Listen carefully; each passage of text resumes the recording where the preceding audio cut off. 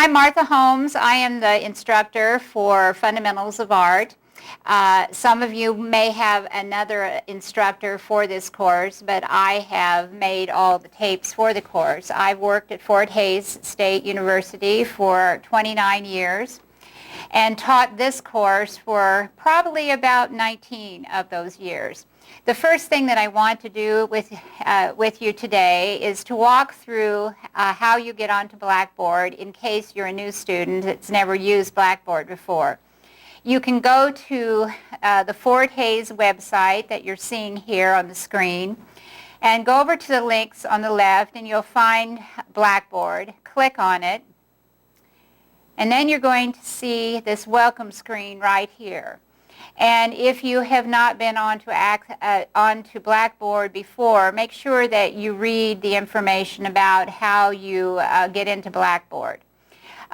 You then will click on User, Login, and I'm going to put in my Tiger Tracks username and password. Each of you will have a separate password. And once you put those in, then click on Login.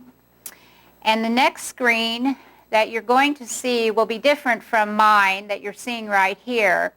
It will show on the right-hand side the list of courses that you're taking that have Blackboard sites connected with them. The particular link that you want to click on is the one that says Fundamentals and Appreciation of Art Homes. I have a day class that I also teach, and this is the site for that. But this is the one that you want to click on. So you click on this, and then you're going to be seeing a screen like this. Usually I will have a message on this screen saying welcome to Fundamentals and Appreciation of Art. Sometimes I will also put messages here telling you that an exam is available for you to take or a handout is available for you to take, and I usually announce those on this welcome screen. Then, in order to read the syllabus for the course, you will go to Course Information.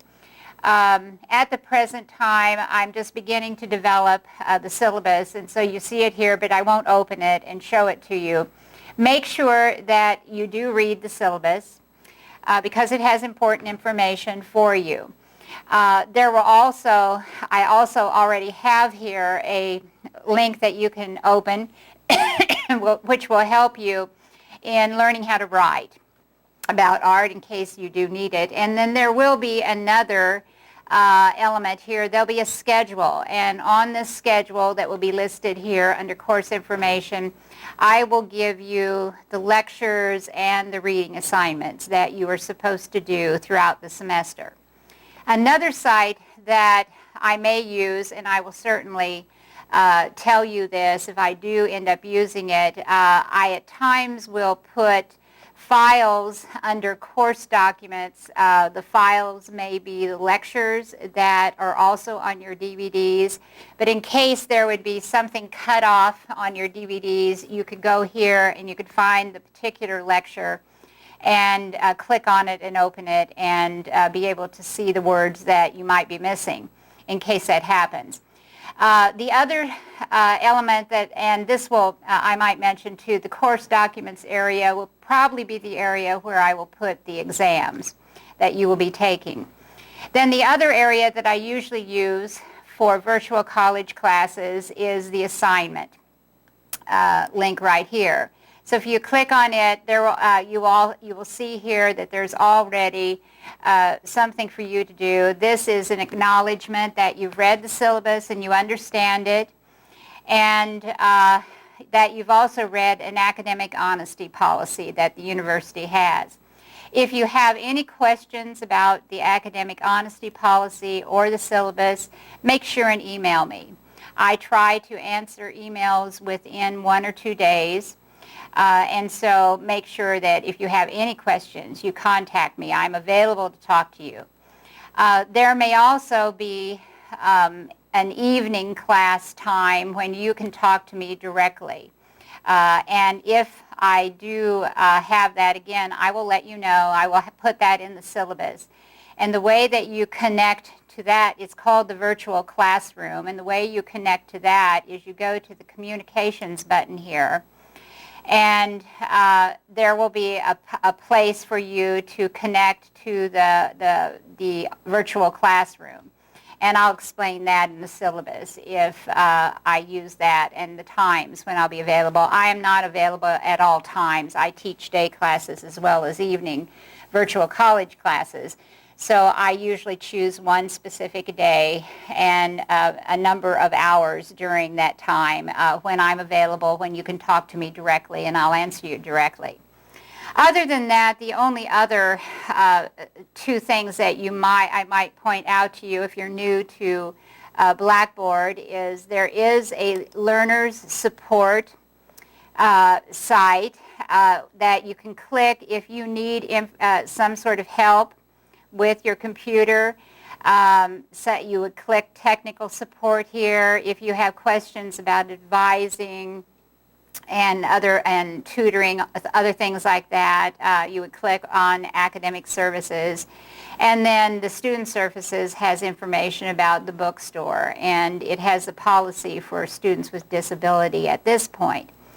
So this is something else that you might want to take a look at just so you're familiar with it. And then finally, under Tools, there will be a place where you can look at your grades. As I grade your exams, you can click on this and you will see your name listed and all of the various activities that we do to decide on what your grade's going to be for the course. They'll all be listed here with the grade beside them as I grade them and do them.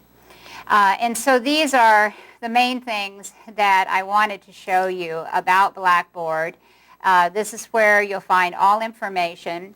But you can always email me if you have any question. If you're wondering when an exam is scheduled, I will always tell you on the syllabus when they're scheduled and on the schedule. But just in case you've missed it and you're confused by something, just email me. I'm happy to reply, and I'll reply as soon as I can.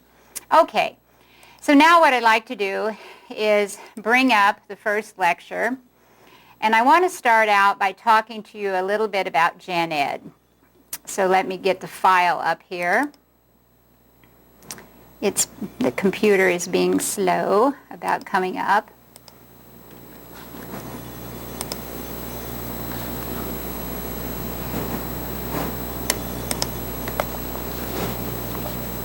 Okay.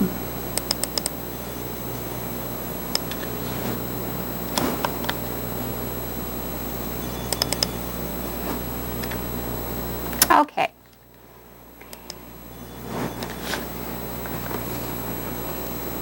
Again, just a moment. The projector also is sometimes slow.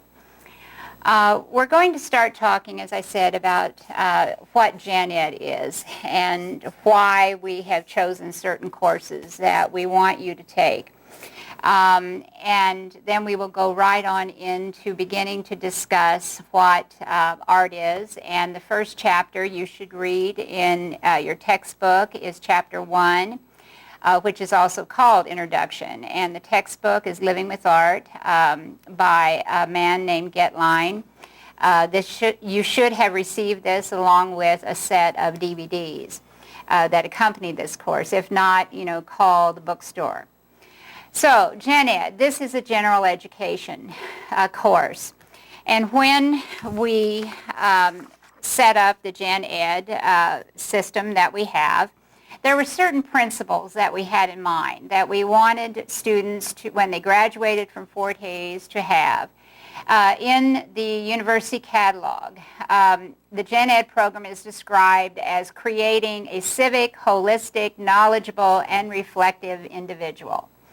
And so when departments submit courses to be included in the Gen Ed program, they have to discuss how they will meet these kinds of qualities in an individual. Civic, that you're engaged in your society and maybe very actively engaged in your society. And at the end of this course, partially in order to make it relevant for you, I will be talking about some very current topics in art. One of them is censorship. Another topic that is very current that has to do with art is green architecture.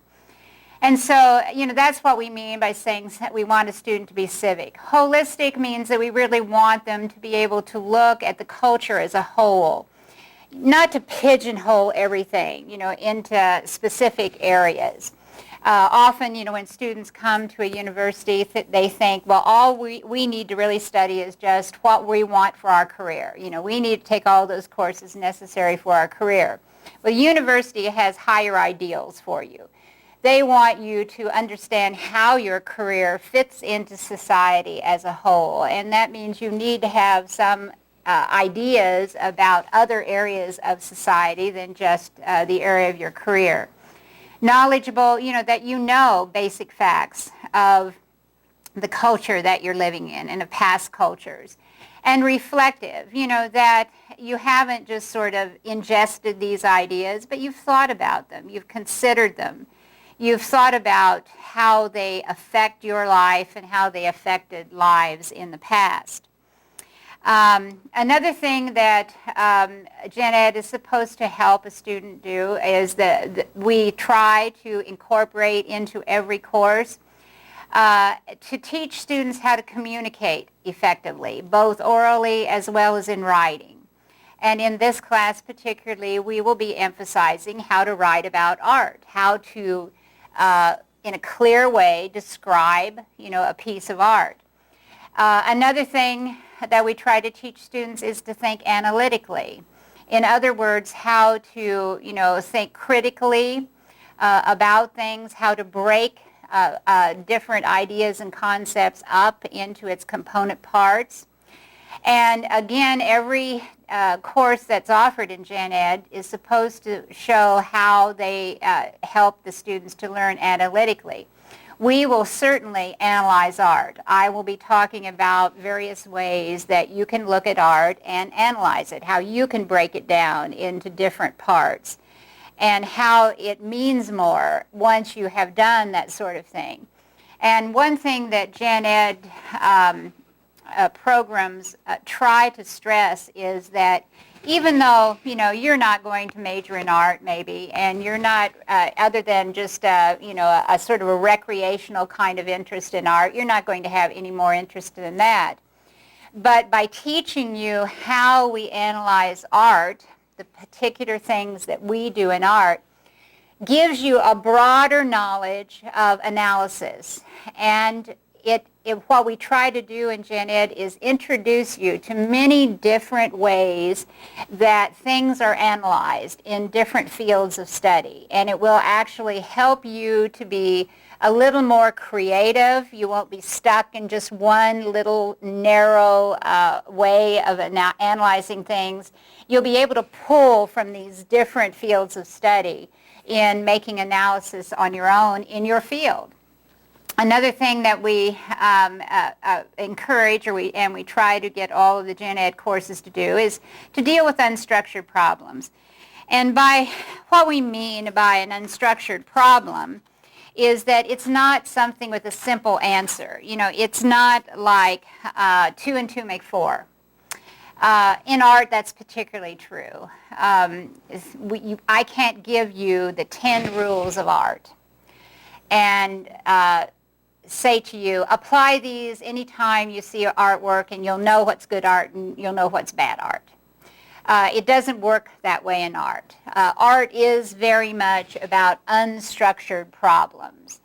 Each person is going to analyze art in a different way. They're going to bring different backgrounds, different education, different family traditions. And all of those things are going to color how you look at art and how you deal with art. And so art is very much about dealing with unstructured sort of problems that don't have just a yes or a no answer to them. We also encourage and try to help students to learn how to apply what you're learning. Not just, again, to the area you're studying, but to other areas of your study as well and to your life. Another principle that Gen Ed tries to encourage is to make comparisons. Make comparisons between different periods of time, different cultures, different fields of knowledge, and to find connections between those different fields. And to draw implications, to make some conclusions about some of these comparisons and these connections that you've seen. What does it mean for how people have always looked at art? Or what does it mean about how people have dealt with religion or with morals? All of those are the kinds of implications that we encourage people to make. And then again, the idea, another principle is to learn to use ideas, to understand or to theorize about what you're learning. So again, not just to simply learn facts and regurgitate facts, but learning how to apply them and how to understand them and to create theories about them. And it's hoped, that if you have learned some of these principles in your Gen Ed classes, then you will be a more informed, and form a more reasoned opinion about things. And that's what I will ask you to do if I ask you to discuss a piece of art. I want you to use your reason. I want you to use facts in order to make conclusions and to draw these implications about art. Not just to simply say, well, I know what I like and I like that, or I don't like that. That's not giving me reasons why. I don't mind, and I will never insist that you have to like some piece of art. I don't like every piece of art. But what I want you to come out of this class knowing is how to give an informed opinion of why you don't like it. If you don't like it, what are the specific reasons for why you don't like it, not just an emotional sort of gut type of reaction. So those are the principles that the Gen Ed program has been developed on. It's a very complicated process.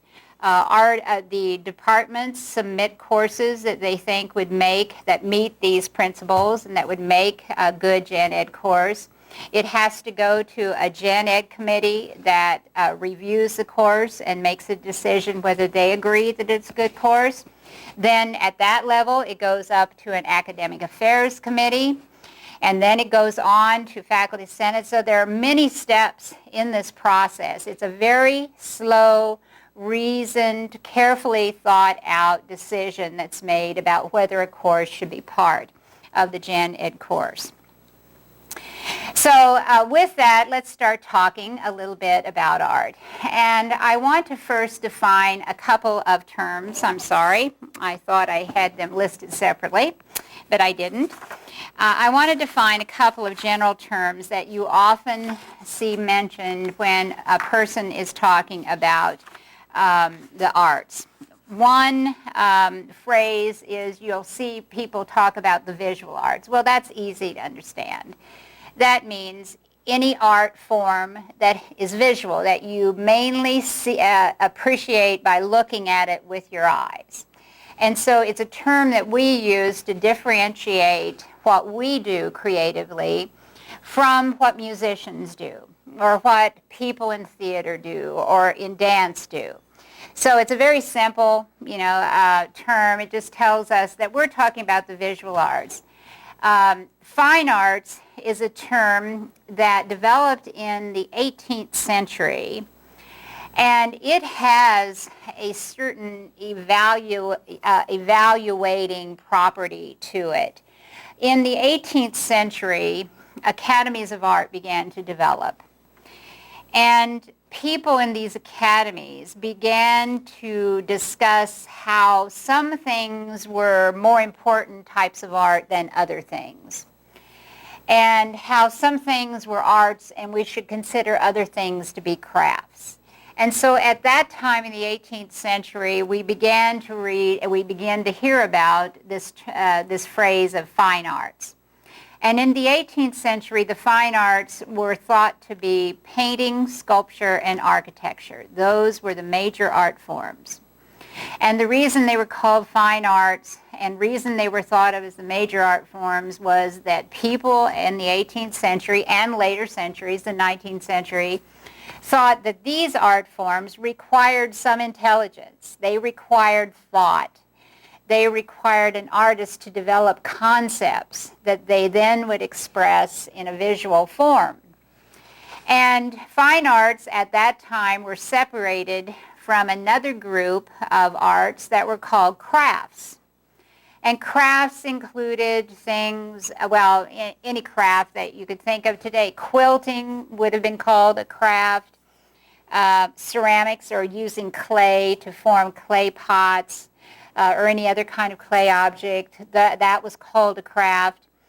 And it did have a different definition from the fine arts. A craft was thought to be an art in which the only thing the artist had to do was to learn the skills necessary to create something in one of these crafts.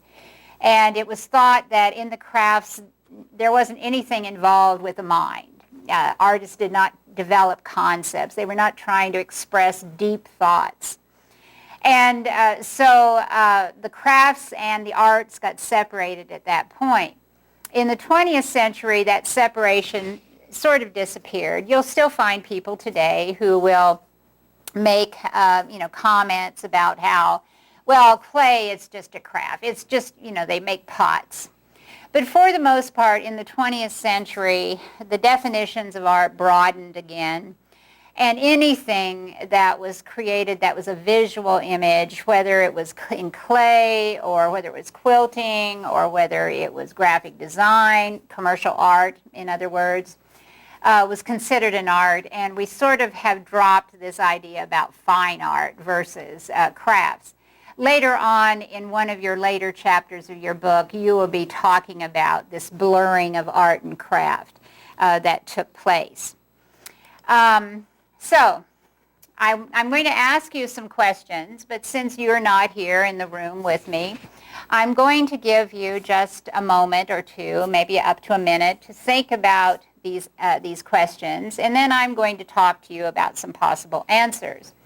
The title of your textbook is Living with Art. So that implies or suggests that the author thinks that all people live with art, or that they certainly could live with art. So I ask you the question, do you live with art? Think about for a moment things in your life. Is there anything in your life that you might define in a broad way as being art?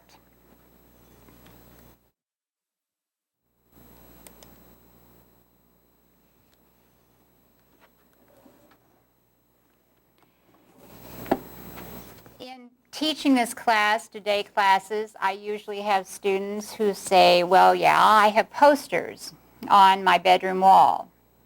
Posters are originally designed by an artist, usually a graphic artist, and so there's an example of art. The cars that you drive were originally designed by a designer, an industrial artist, and so that again is a type of art. It's an art that is duplicated many, many times, and so there are many examples of it, but there was some artist involved, industrial artist or designer that was involved. So you could think of a car as being something. The clothing you wear, young people particularly are often very interested in defining who they are by the kind of clothes they wear. So they make very specific choices about clothing. So again, the clothing was designed by someone originally. Your house, the particular style of home that you live in, again was a design that someone came up with. The furniture within it, we could go on and on. Yes, we do all live with art.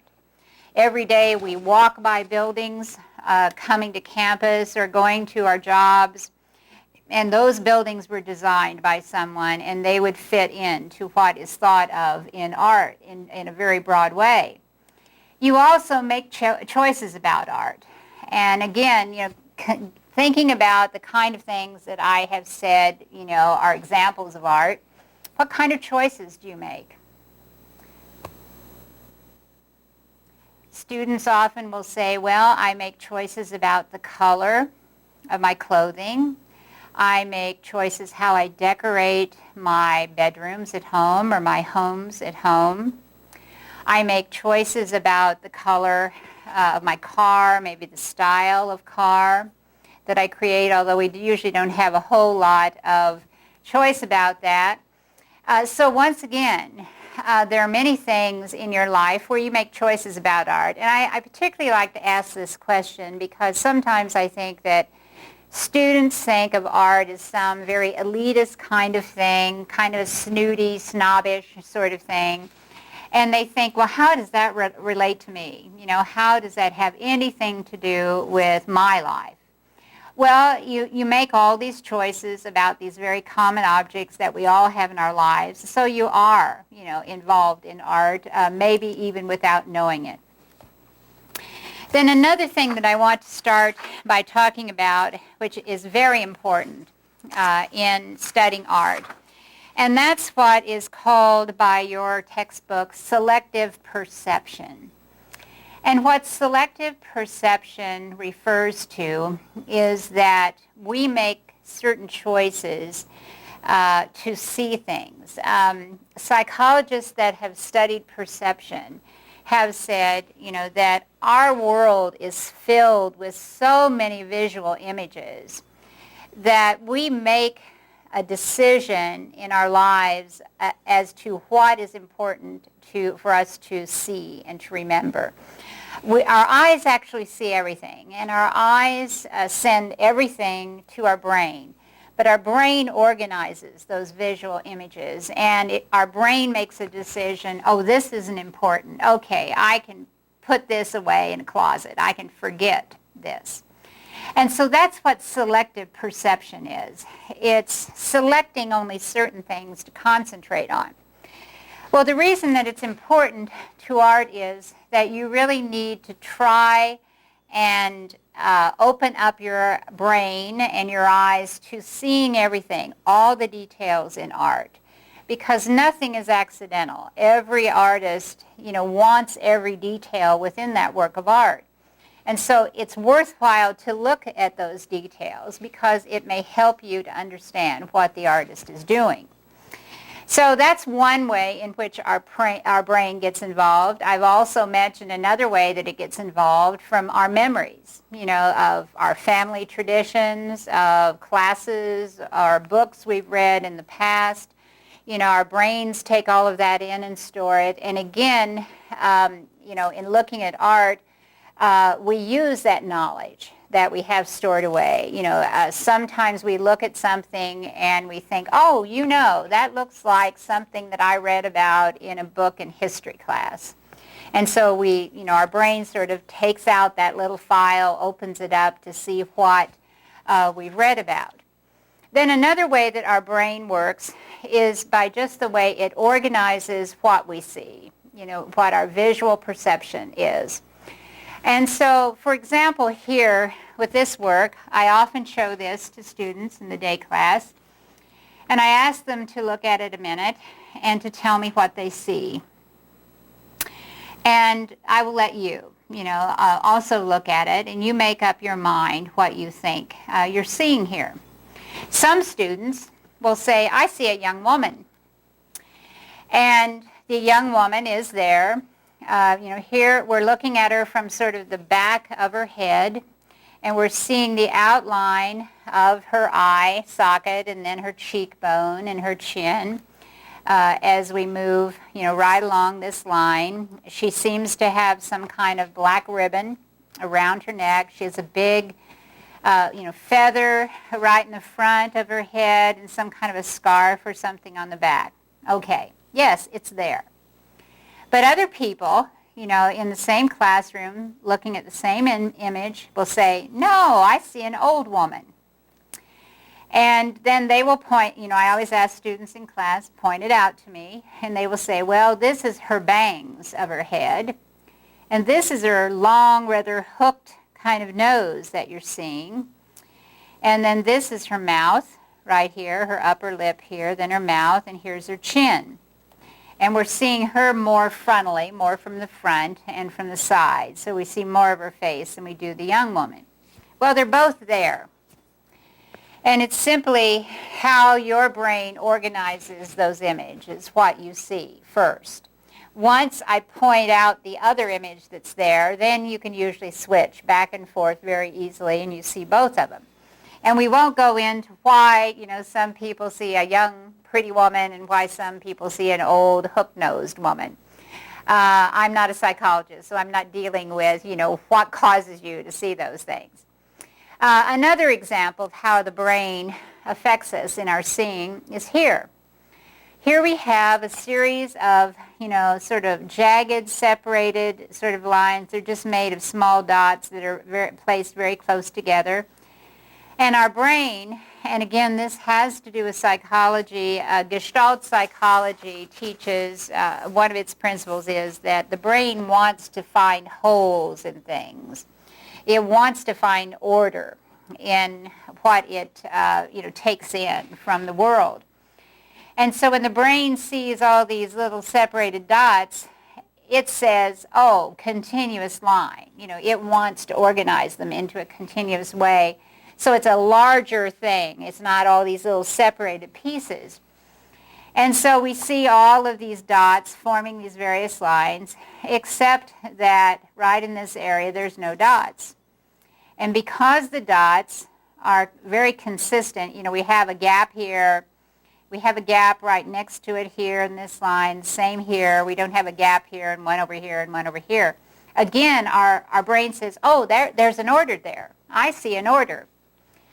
And what I see is a circle that's made up of all of these gaps because they're all arranged, so that they will create that sort of thing.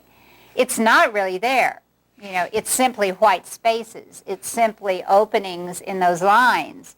But our brain, wants to organize all of those gaps, and so it pulls it all together and it tells us you're seeing a white circle there. So our brain, eliminates things from our perception. It adds things that aren't really there to our perception. And so again, all of those things influence us when we look at art. And so you have to be aware of all these things in order to sort of counteract them to a certain extent if you're really going to get the deepest appreciation of artwork. So I want to give you this work and allow you to look at it for a few minutes. And then I'll tell you a little bit about it, and I'll ask you to look at certain things. So just take a look at all the details, everything that you're seeing here, and ask yourself, what's going on? Who are these people? When were they alive? Or, or what historical period did they live in? So these are the kinds of things that you would want to look at and ask yourself. Why is there a dog there? Why is there a little person there? What's going on here in the background? Why is that man standing there? And so, the idea is to ask all of these questions about art, not to just glance at it very quickly and sort of ignore all the little details, because all those little details may be very important to understanding this work. The work that we're looking at was painted by this man that you see right over here on the left. His name was Diego Velázquez. He was a court painter in Spain in the 17th century. This was made in 1656. And the title of it is Las Meninas, which is translated loosely as the Maids of Honor. So that's, gives you when historically this was made. It tells you something about, who these people might be within the work. It just gives you the bare facts. That's all it gives you. And it doesn't really tell you why he painted it. It doesn't tell you who everything is. In fact, you can't even be sure exactly what the subject matter is. Since he's painted himself in the painting, Does that mean that it's about him?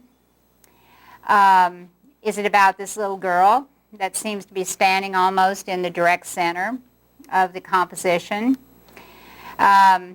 Is it about something else?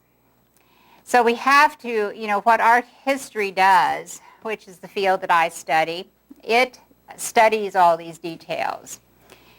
And it studies history of a period, and religion, and philosophy, and literature, all these areas that make up a culture. And after studying all of those areas, then art historians try to interpret what's going on. And since this was made in Spain, and since we know that Diego Velázquez was a court painter, then it seems reasonable to suggest that maybe these figures that we're seeing here belong to that court, and that he's painting them. And this little girl, who seems to be standing right in the center, and she's very, nicely dressed, and she has this one older girl that is actually knelt down as if she's talking to her about something. It really makes this little girl seem very important. And actually, this is a portrait of the Infanta, the Princess of Spain, at this time. So maybe the subject matter is the Princess of Spain. And these would be her maids of honor, as the title says. And so then, having sort of figured out that, then you might ask yourself, okay, well then who are these people? Well, at this period of time in the 17th century, many royal courts had little people or dwarfs that were a part of the court. And the advantage that they had was that they were adults in terms of their age. And they had, the reasoning capability usually of adults. So they knew right and wrong. They knew danger when they saw it. And they would be hired and brought into the court as companions for the children of the court. And so they would be there to sort of safeguard the princess, just like as the maids of honor would be also. They could also entertain the princess because they were almost the same size as the princess, so it was almost like having another playmate. And this little figure here is probably a child of some aristocrat of the court who has also sort of been invited to come in and be the playmate for the little girl. The dog is just probably her mastiff, her dog, that she owns. Now, in the background, you see two other figures, and this figure right here is dressed like a nun, and probably this woman is a nun. And again, if you've read about the culture, if you know about the history of Spain and some of the cultural aspects of Spain, then you might figure out from that knowledge that royal families, the royal women, the princesses of the family, had to be protected. They couldn't allow any kind of rumor to get started. They couldn't get a bad reputation, because that would mean that when they grew up, they would not be marriageable. No one would want to marry them, even though they would be a princess. They still wouldn't want to marry them if somehow, it had been suggested they weren't a virgin, or, somehow their honor had been dirtied. So often they would have an older woman. She might be a nun, as you seem to see here in the background, or it might be a grandmother. It might be an unmarried sister of the girl's father. There would be some older woman that would always accompany the little girl so that they could always vouch for the purity of that little girl and the virtue of that little girl. And so that's probably what the nun is supposed to represent back here. The nun is talking to a man that's dressed and looks like a clergyman, like a friar or a priest. And again, if you know the culture in Spain at that time, probably this clergyman, this priest or monk, is her confessor, so that if she ever happens to commit a sin, she can immediately be forgiven for that sin, so that in case something awful would happen and she would die suddenly, she would go to heaven. She wouldn't go to hell. So they wanted to protect her in that way. We don't know who the man is in the door back here. He's probably just a member of the court that has glanced in as he's going up that stairway, and he sees this crowd of people in there, and so he stops for a moment. He takes a look at it. He probably doesn't have any importance, although it may be that we just don't know yet. We haven't figured that out, because he does seem to be sort of singled out. You know, he has this white background behind him, which really makes him stand out. So he may have an importance that we just don't understand at this point. So, you know, that's the figures that you see there in the foreground. Now the question is, you know, is that what Velázquez over here is painting? He's holding a palette and a brush. You know, the palettes were where they would put the paint, and then they would use the brush and dab it into the paint, and then they would turn to the canvases, and we have this very large canvas here that he seems to be painting on. But he seems to have paused for a minute and looked out towards us. So the question is he painting her? He's not looking at her. And then someone noticed at one point that you have this image right here in the background. And by the sort of milky, filmy way that it's painted, it seems to represent a mirror. And in that mirror is reflected the King of Spain and the Queen of Spain. And so apparently they're standing out here in front of the princess, sort of where we're standing, you know, in our space. And Velázquez seems to be looking at him, and so it's thought that what he was painting on his canvas was probably a portrait of the King and Queen. And their daughter has just stopped in for a moment to see what's going on and to watch the painting that's taking place. We know it's the king because we have other portraits that Velázquez did of him, and if you look really closely, he has a sort of a long, narrow, it's almost a wedge-shaped sort of head. It's very distinctly the King of Spain that we see represented here in the work. Well, you know, if you were looking at this in a museum, and just walking along, you know, informally strolling through the museum, probably all the foreground people would catch your eye, but you might possibly miss this reflection here in the background. Since it's sort of blurry, you know, kind of bleached out or sort of milky in appearance. And so you would have actually missed what the actual subject of this work is, that it's the king and queen and the family, you know, if you include the princes.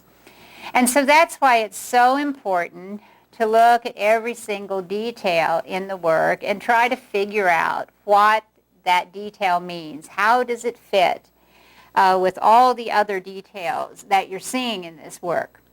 To show you another example of art, let's look at this. And I'll give you a moment to just scan it, to look at all the details within it. And then we'll talk about, you know, what is here within this work.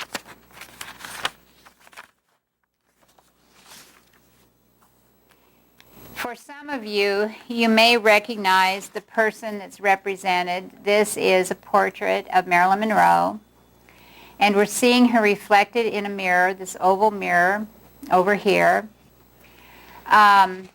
There are lots of, you know, strange sort of details in this work. You know, here is, looks like a orange that's been cut open. You know, this looks like a pear also that's been cut open, and we're seeing the seed inside of it. Here are two pears here. This looks like a peach, sorry, not a pear. Here are two pears down here that we're seeing. We have a blue goblet. We have, you know, this mug that has blue-white design on it. This seems to be a mirror or a compact right here, lipstick. This brush was probably used to apply lipstick also, and actually we see little tubs of makeup up in here in her hair. This photograph, and it's believed that probably the photograph is a photograph of Marilyn Monroe when she was a child with her brother. She had one brother. And then here we have an hourglass. So we have a number of different things going on here, and I meant to mention, for the brush, we seem to have a drip of makeup that is dripping off of this. So what can this all mean? All of at first glance, it just looks like a bunch of strange things put together that don't have a whole lot of connection with each other. They don't seem to make much sense. It's kind of hard to figure out, what's being represented here. So then you have to begin thinking about symbolism in our culture. And if you begin to, if you look at, objects that just look like ordinary objects, but you begin to think, now, how does our culture interpret those sorts of objects? Then you begin to have an idea about what the deeper meaning might be of this particular work. The hourglass, for example, is used often to time hard-boiled eggs, when they're boiling, so that you take them off at just exact time. So in other words, the hourglass refers to time running out, that there's only a short amount of time. Then often the way that when fruit is shown as being cut open, it's often a symbol for death.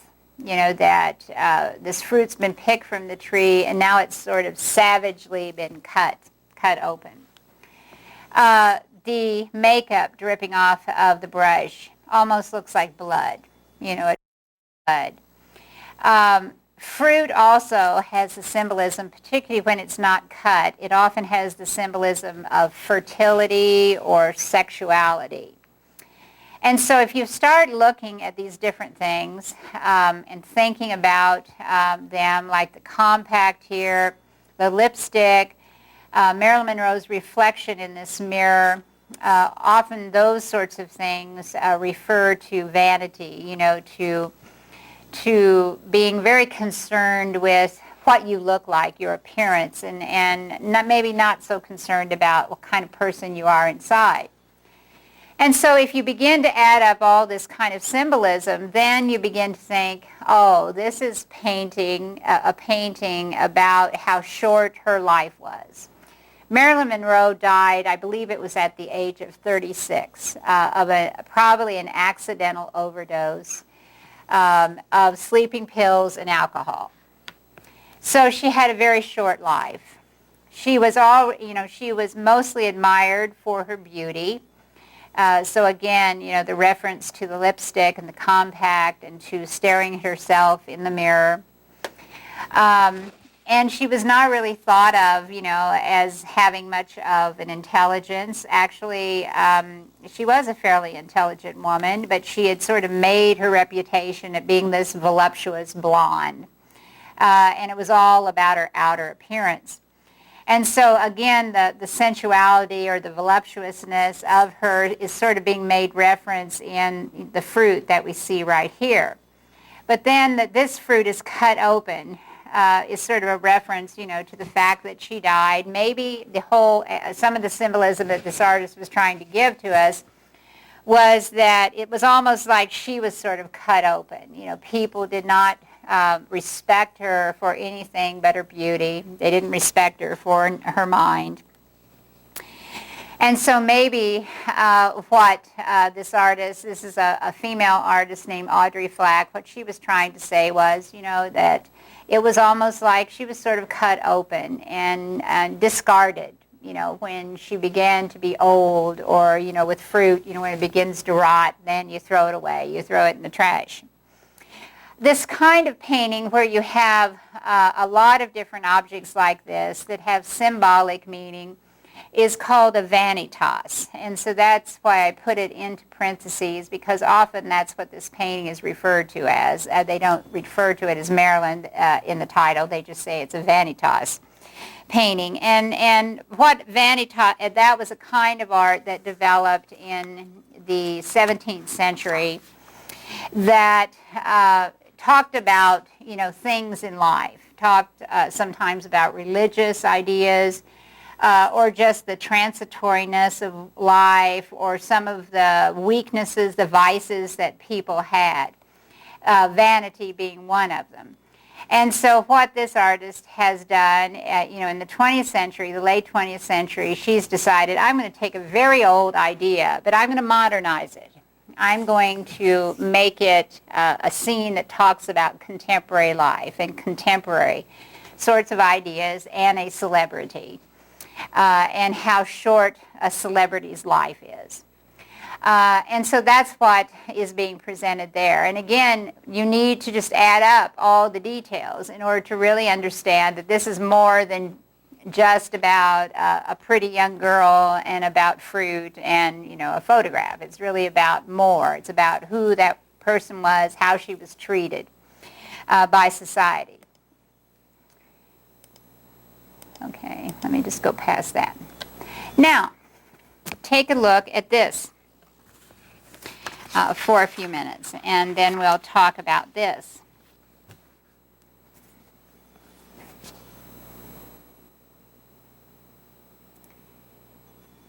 Again, if you were here in the room, I would say, what do you see? Do you see anything unusual about this? On a superficial level, just on the literal level, what you have is a baboon and a baby. The baby's head's right here, his arms are reaching up here, and he's sort of clinging to his mother. This was created by Pablo Picasso. There is something unusual about it, and maybe some of you have seen it. And if you haven't, I'm going to show it to you. And that is the way that the head of the baboon mother is treated. If you look closely at it, you see this round circular form right here, and then back here there's another one. And if you look at the way the nose area, the sort of muzzle area of this head is treated, you begin to realize this is a toy car. This is a car like a child would play with. When I was a child, I had a car that looked very much like this. And Pablo Picasso, and we'll be talking about creativity a little bit later. Pablo Picasso had the ability, to look at very ordinary sorts of things that had other meanings, other functions. This toy car was made to be a toy car. But he looked at it, and he must have said to himself, that looks like a face. It sort of looks like a baboon or a monkey face. We don't know that he necessarily thought it looked like a baboon face at the beginning. But in other words, he saw another possibility entirely. He saw another function entirely for this piece of art. And that is often what creative people see. They look at ordinary objects that for most of us, we look at and we say, well, it's a chair. And that's all I see, it's just a chair. But they see other potentialities in it. And so for Picasso, he saw this as being, the face of a monkey instead of being a toy car. So once again, you have to look close at things and make sure that you see everything before you make conclusions about what you think you're looking at in art. Now, I want to talk about a number of different things that deal with art. And one of the things I'm going to start with, because it's so important to our class, is photography and the kind of effects that photography gives when we're viewing art. Photography distorts things. It distorts the size of objects. It may create a sense of flatness that you don't really see if you're standing directly in front of the actual object instead of a photograph of that object. We don't see the textures in a photograph that we see in the actual objects. And actually, it's very important when you take a class of art history or a class like this of appreciation of art to understand that these distortions happen because we see everything as the same size. Everything I show you fills most of the screen here. And yet they are different sizes entirely. And I want to show you an example. Here we have Michelangelo's David, a very famous work of art that Michelangelo did. And I expect that if you were looking at this, because I know this is the way I responded to it the first time I saw it, I'm thinking this is just a normal-sized man that we're seeing here. All the proportions look correct. There's few little things that seem different, like the hand here looks a little bit too big for the size of the arm and the torso of the body. The head also and the neck is a little long. But overall, you know, it doesn't look too much different from, say, a 6-foot man that we might see today, except he wouldn't be nude, of course, or not usually. And so we accept this as being a normal-sized statue that we're looking at. When you see it in its actual setting, as you're seeing it right here, then you realize, oh my goodness, this is so tall. And this figure that looks so normal over here on this side, you can tell here by comparing the size of these people that are standing below it, you can see how much taller it is. The statue of David that Michelangelo created is 14 feet tall. The thighs here, they're not quite this big, but when I first saw them, the general impression I first had when I saw his thighs, they looked almost like oil barrels or, you know, some big barrel. They were so large. And yet, in a slide that we see here in class, they look normal size. They don't look as large at all. And so you have to be aware that there's a size distortion that takes place when we're looking at artwork in here. And it's always better to go to the actual place and see the actual artwork because you notice textures in the surface of this work that you don't see in the slide. The slides tend to smooth everything out. Unless I give you a real close-up, you just don't see that texture. And in fact, here in this example, I have given you a close-up. This is a painting by Vincent van Gogh called The Night Cafe. And here in the doorway, right here, you have a lot of thick paint. The paint is called impasto when it's that thick, when it's really raised from the surface and when you can see it. If we could run our hands over this, we would feel bumps, you know, where the thick paint is. And there's some other areas as well. You can see some right in here. This is very thick. Also, the brush strokes around the lights up here, not as thick as we're seeing here in the doorway, but they have some thickness. So again, you know, in a slide, particularly a slide that's not a detail that shows the whole work, you don't get that sense of the thickness. And it's important to recognize that Van Gogh did have this thickness because that was a part of how he created expression. He wrote to his brother Theo about the colors he chose, and he said, I chose those because of how I feel in places like this. So the choices of color, while they may be, you know, somewhat the way that the room looked, they were also chosen by Vincent van Gogh because he thought he could create a kind of emotional reaction with them.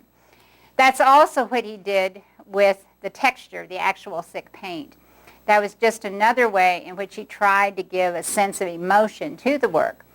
And so we lose something when we see a work like this and we don't get all that sense of texture. Then another thing that photography tends to distort for us, or that causes us to not see things exactly in the way that we think we're seeing them, or to understand exactly what they are, is questions about, you know, what is realism and what is representation. In the late 20th century, and we will be looking at this later, this man, his name is Joseph Kosuth, created a number of images similar to what you're seeing here. Up here is a definition of a chair. He simply took it out of a dictionary, you know, like a Webster's dictionary, and just wrote it on this sheet of paper that you see here. Then this is an actual chair. It's an old-fashioned kind of folding chair made out of wood. And then this is a photograph of that chair. And he's asking us to think about and to consider which is real. or where is the reality? And what often happens with photographs and with slides that people see, they look at, and even with paintings, when you see paintings in a gallery, they look at them and they say, oh, there's a chair. Well, that's wrong. It's not really a chair. It's a photograph of a chair. This is the actual chair. But we have sort of agreed with the artist that we're going to suspend that difference when we look at works of art in slides or paintings or photographs. And we're going to just think of it as the same as, an actual chair. But it isn't the same. We can't sit down on it. This photograph is actually in black and white, so we lose the sense of color. We lose a lot of the sense of texture. And so what Joseph Kosuth was asking us to do was to look at these three examples of a chair and say, which is real? Which is the most real? Again, something that people, who look at art casually often will say, is that they want things to be real. In other words, they want things to represent things they see in their culture. They want to be able to understand it because they can relate it to their culture. And Kosuth is saying, well, which one is real here? The definition of a chair defines what a chair is, except it's a little broader, so that lots of different chairs can be fit into it. But isn't that what a chair is? So isn't that a certain reality? And then, of course, this one, probably everybody would say, well, yeah, now there's a chair. I can sit down in it. But they look at this one and they say the same thing. That's a chair. So he's asking us, to think about what is real and what isn't, what is simply an illusion of reality, what represents reality but isn't reality. And he's saying it's important that you keep those distinctions. And photography has contributed to sort of making it ambiguous, because you react and say, there's a chair, when it's not really a chair entirely. So, there's many things that photography has been so important in art history. In order to teach about art, you've got to be able to show images. And, if we lived in a big city like New York City, we could all go to the museums and we could stand in front of the works of art and I could talk about them, and that would be so much better. But we don't live in New York City, and so we have to rely on photography usually as a way of representing, these works of art. And so Kosuth particularly thought it's important that we remember the difference. Remember what we're looking at, that it isn't reality, it's an illusion of reality or a representation of something that is real. Photography has also been used in another way by artists. Often artists like to photograph their own works and their own studios. And it's sort of a way to say, here is the place I work. Here are the various steps in creating art. It's as if they're sort of documenting for us, what they've gone through. And you see that here with this artist. This artist that you're seeing sitting right here is Constantine Brancusi. And he particularly liked to photograph his studio. In fact, he would rearrange the artworks that were in his studio and have them photographed again. He just liked to see the differences, and it's almost a movement in time. And so here we're seeing him surrounded by several famous works of art. One being this tall, thin form that you see right here, which is called Bird in Space. And I'm going to show you in the next slide the actual work that was behind him. And again, just to remind you and just to point out that when you see something alone like this, it looks a lot different than when you see it in the studio. Here, to me, when you see this work, it looks a lot smaller. You don't have any other thing around it to relate it to size. And so you don't really have an understanding of size unless I just give you the dimensions and tell you, how tall it is. And even then, numbers are abstract, and it's hard for a lot of people to translate that into an understanding of what the size really is. And so we see something here that looks smaller. I think it looks less imposing. But when we go back to the image of Brancusi in his studio, we realize this is really a very tall, gigantic piece that we're looking at. And it has a whole different impact because it's so large. And it seems much more important because it's larger than we thought it was in the beginning. So again, it just emphasizes that scale is completely lost when we're looking at work of art in a photograph. Oh, I forgot that I had brought it in for comparison so you could see it alone and then see how it looks actually in the photograph. So I want to talk, since photography has been very important to art and to studying art, I want to just very briefly describe the history for photography for you.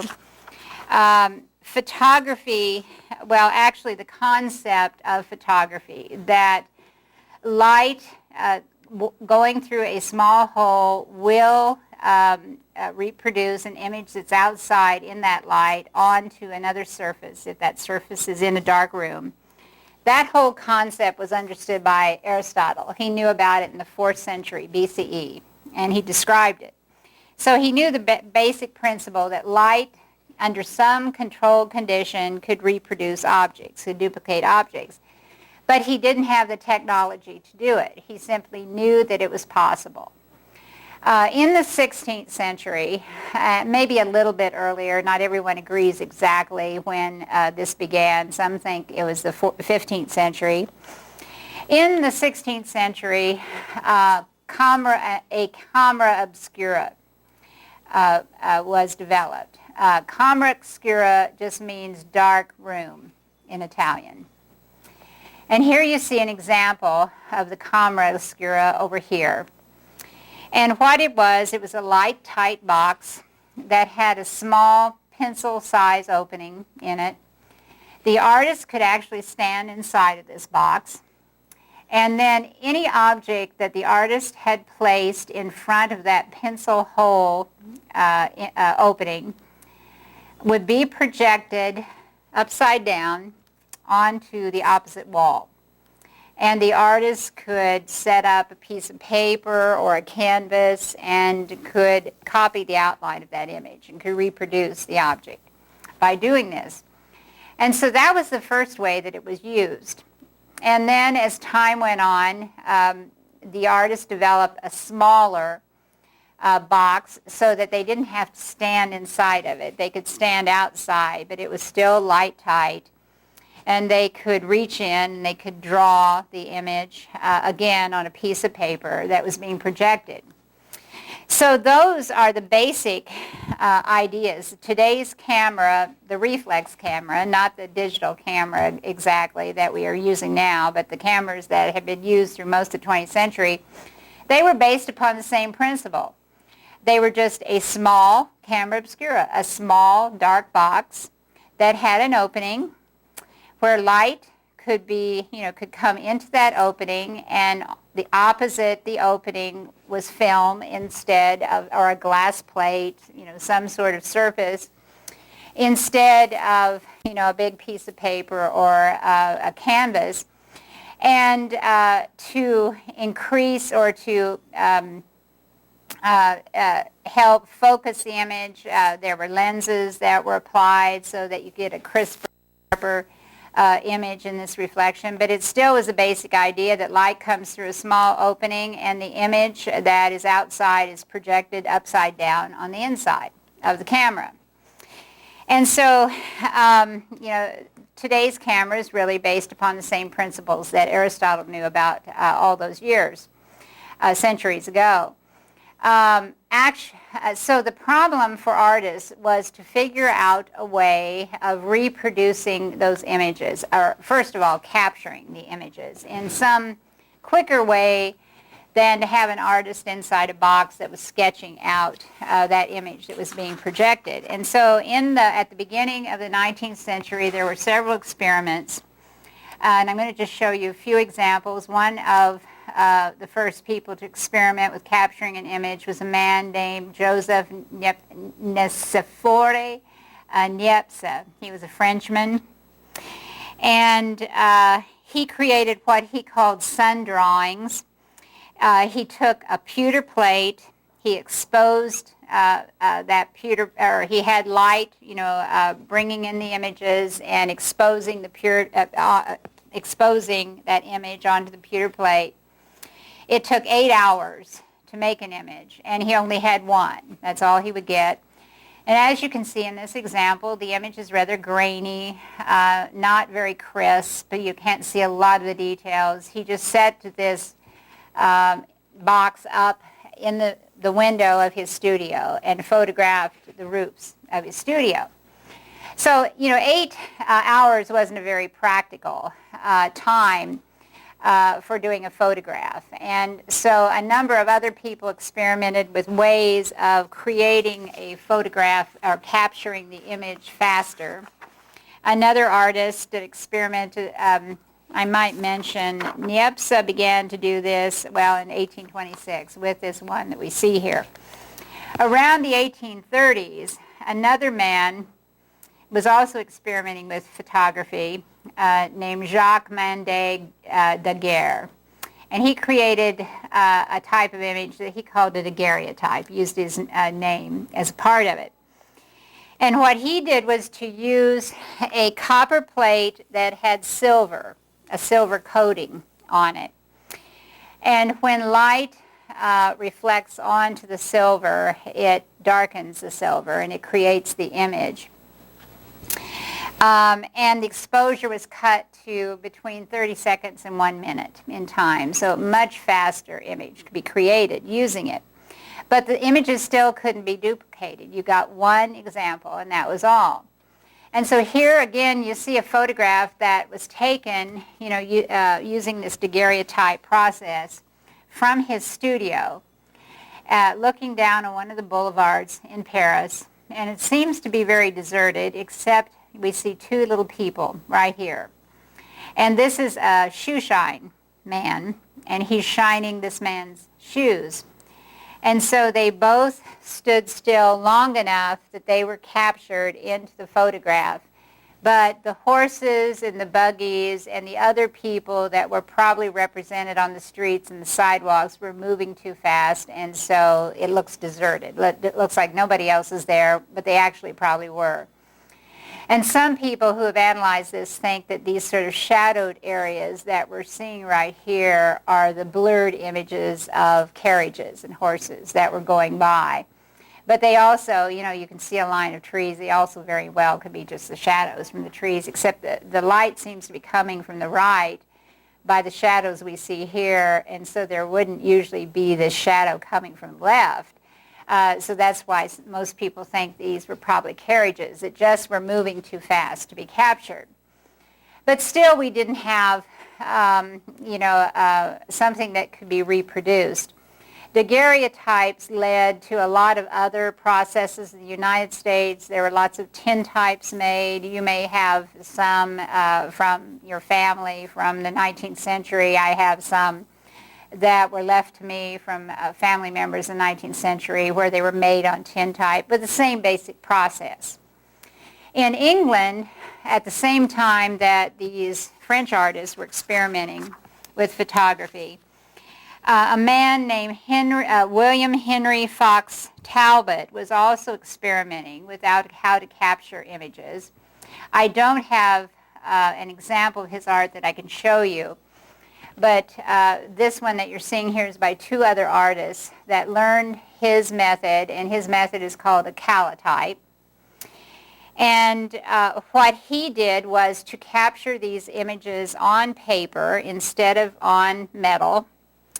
And he developed a method to create negatives so that he could create several originals, several positive images could be made. And so he came up with a method of creating copies. And from that point onwards, he first experimented with this in 1839. And so from this point onwards, a number of people began to work with photography. Artists work with photography, although generally they didn't tell anyone that they were doing it, because artists reacted in one of two ways to photography. Many artists were frightened by it. They realized that images could be made faster, cheaper by a photographer than a painter. You know, a painter might spend several months painting an image that a photographer could take in just a few minutes. And so the painters, some of the painters thought they were going to lose their living, their career. Photography would just take over and nobody would want painters anymore.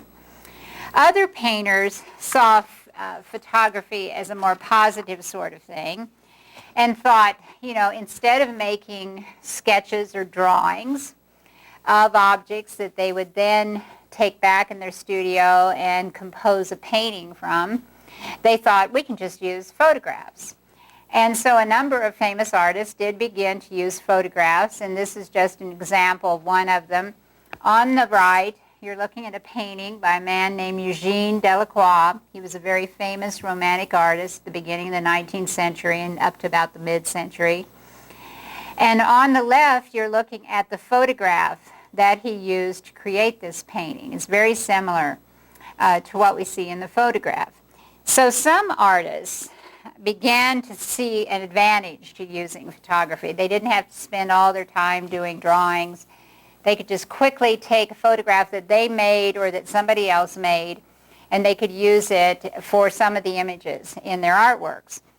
And we have a number of artists that did this, but usually their friends didn't know it at the time. The photographs would be discovered after they died in their studios, and then everyone would know that they'd been using photographs.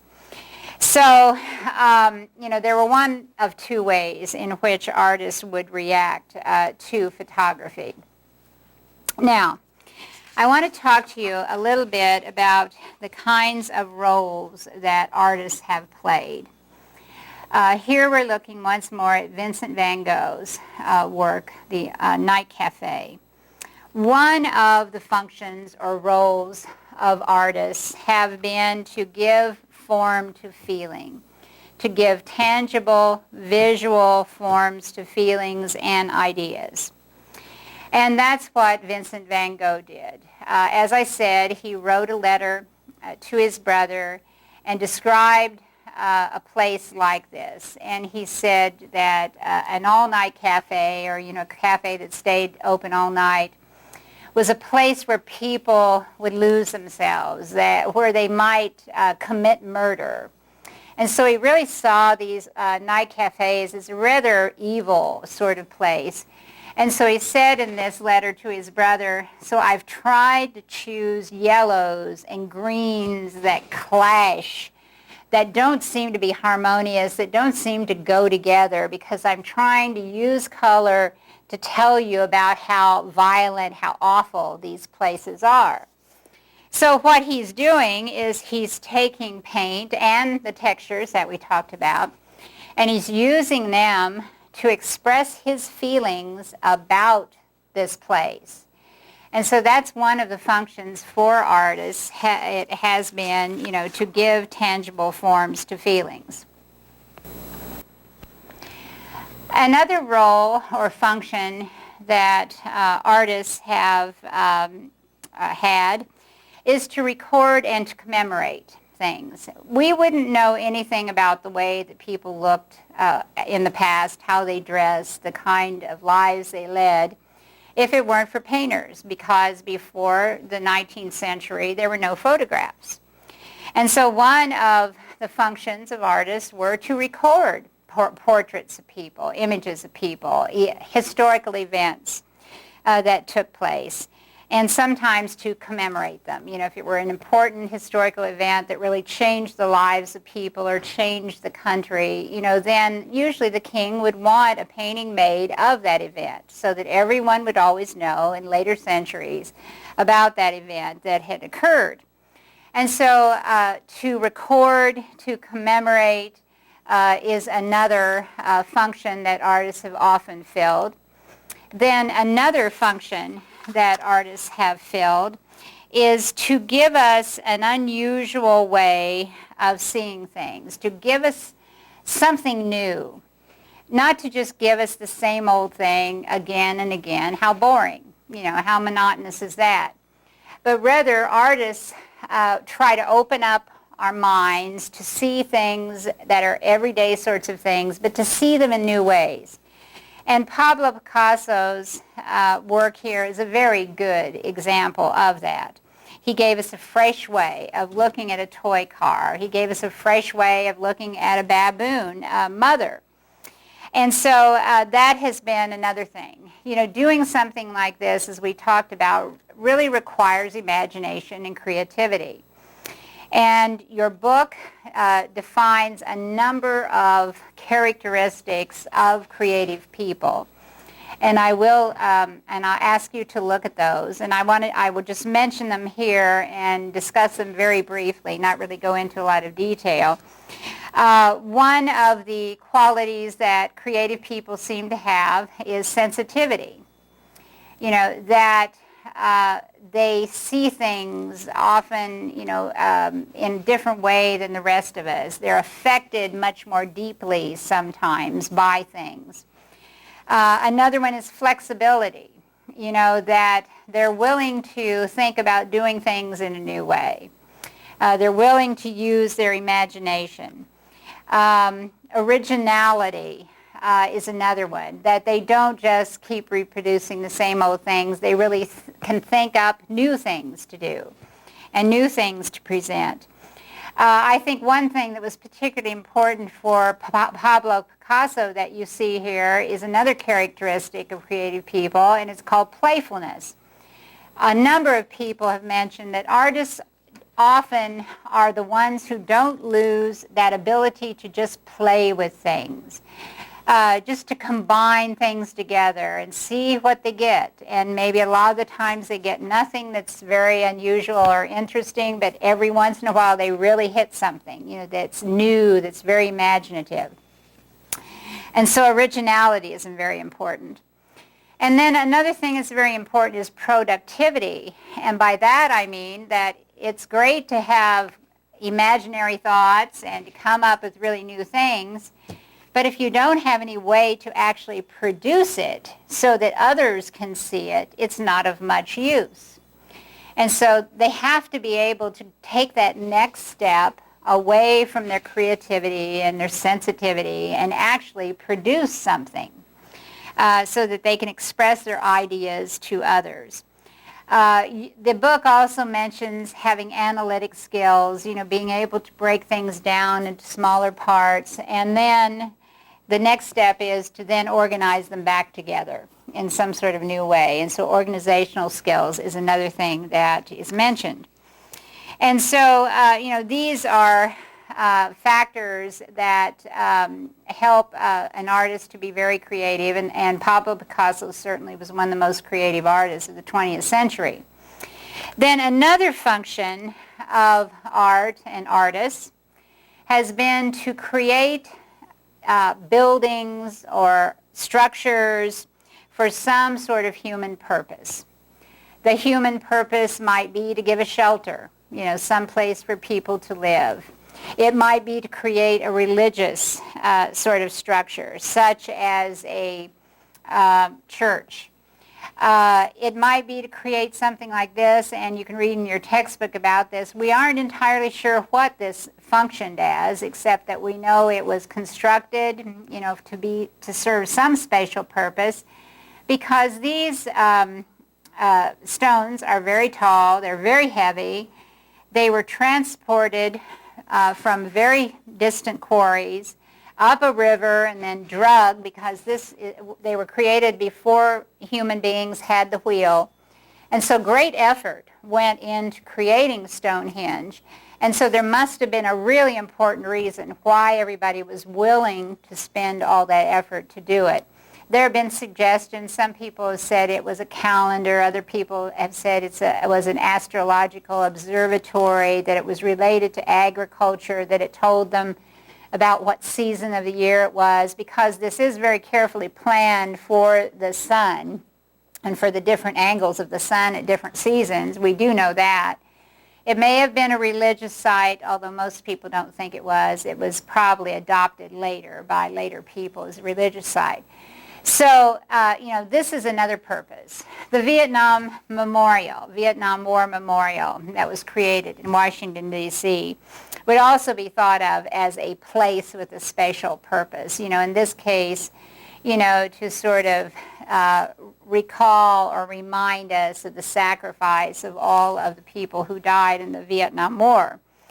So there are many other sorts of functions that artists have fulfilled, and I'm sure if you would sit down and think about them for a few minutes, you could come up with many different sorts of functions as well. Another function is to take ordinary objects and just make them more beautiful. It's not really to make them art, but for example, quilts. Quilts were just a cheap way to make blankets. You took little scraps of fabric that were left after the woman had created the clothing for the family, and then she sewed those scraps together to make blankets. But nowadays, we have a number of quilters who create very elaborate patterns, very specific kinds of patterns with their quilts. So that's an example of taking some ordinary object, but then doing something special to it, making it extraordinary instead of just ordinary. And so again, that has been another function for artists.